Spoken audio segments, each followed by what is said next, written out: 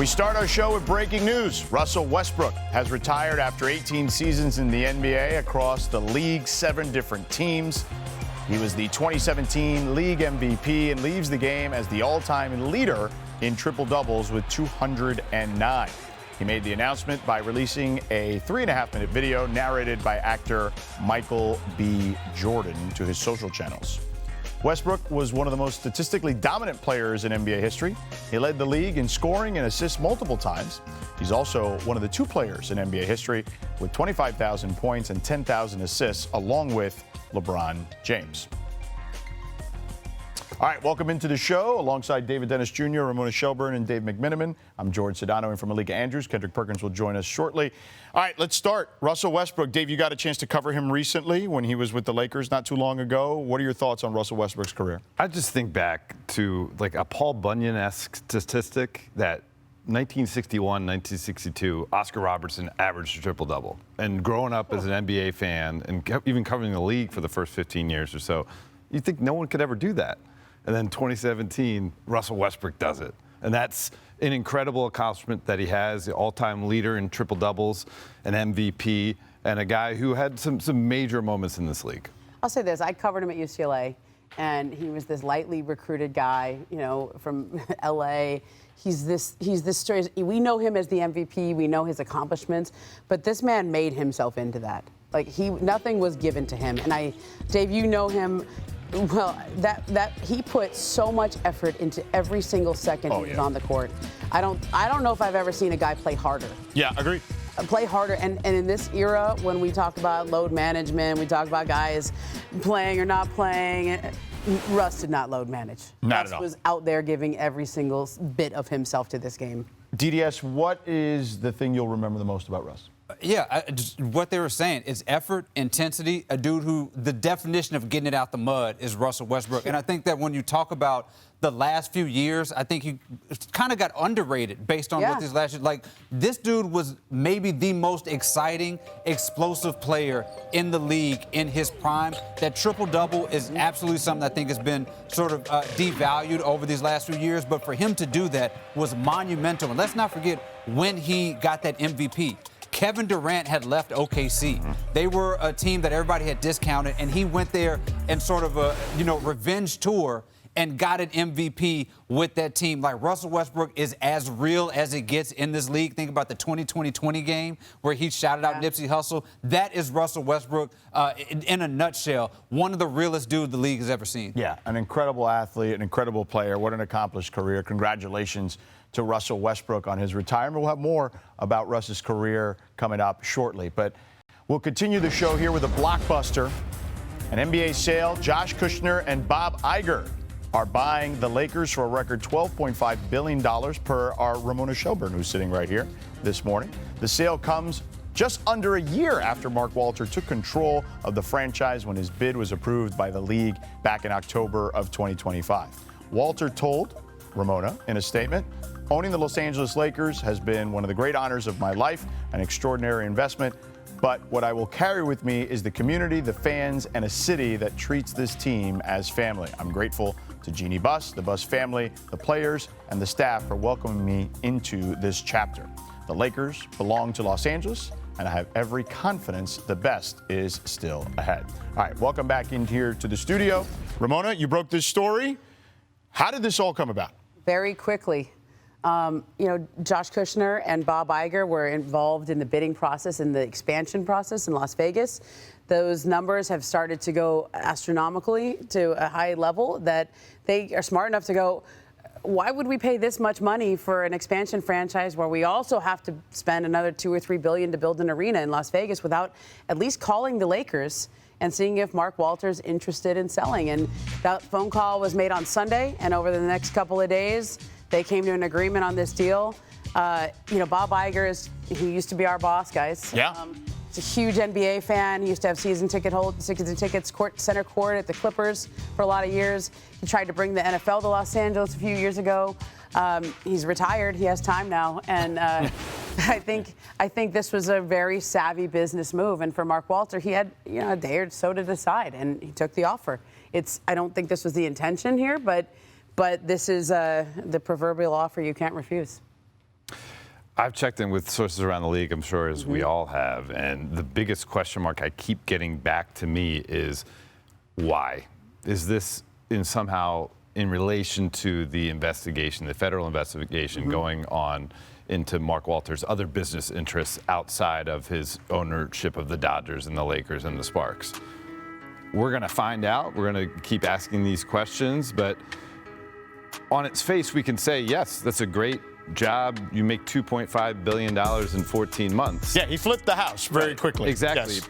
But the way he talked about this team when he initially purchased it is that he was going to be basically the stakeholder for the rest of his career, the rest of his life. You know, this is a legacy type of entity. This isn't a building that you just flip like a house, right? And so there's some major question marks here. And I think there's also some question marks about the initial sale from the Buss family to the Walters, because 14 months later, $2.5 billion more it's worth. So well, it's worth more because of the expansion, Right. right? So if your house, if the neighborhood, the house next to you sells for $10 billion, your house is worth more, especially if it's a legacy But brand. we didn't know about expansion 14 months ago? Yeah, that's true. Yeah. I mean, but I'm just saying the numbers have gotten real. I think Yeah. when people thought about expansion, it was seen as 6 to 8 billion at the time. I think it's going well north of that now. And I think that it was a smart pivot. I mean, you can buy, this is Josh Kushner has he runs Thrive Capital. They just started another fund called Thrive Eternal, which is investing in legacy brands. They bought a minority share of the San Francisco Giants earlier this year. And I think this is a huge one. But I think the Iger part of this is really important because He loves the NBA? He was seen as a trump card by all the ownership groups in Las Vegas. Yeah. Everybody wanted Bob to be a part of their group because of how close he is to Adam Silver, because of all the deals that they've done, broadcast deals, but also he was instrumental in setting up the bubble, if you remember, in 2020. Right. Like, this has been a very close business relationship for a number of years. Obviously, the Q rating is pretty high from his time as an executive at Disney.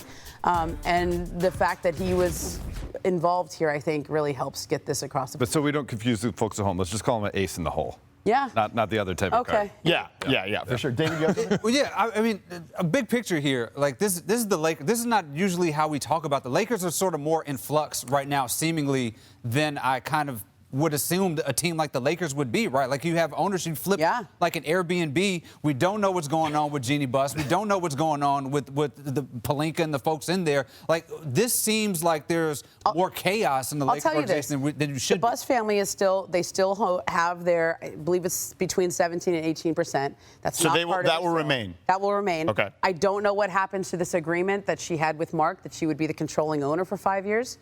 My guess is that goes with the sale. Out the window, basically. I don't think she has that same agreement with Bob Iger and Josh Kushner. I think this all happened very quickly.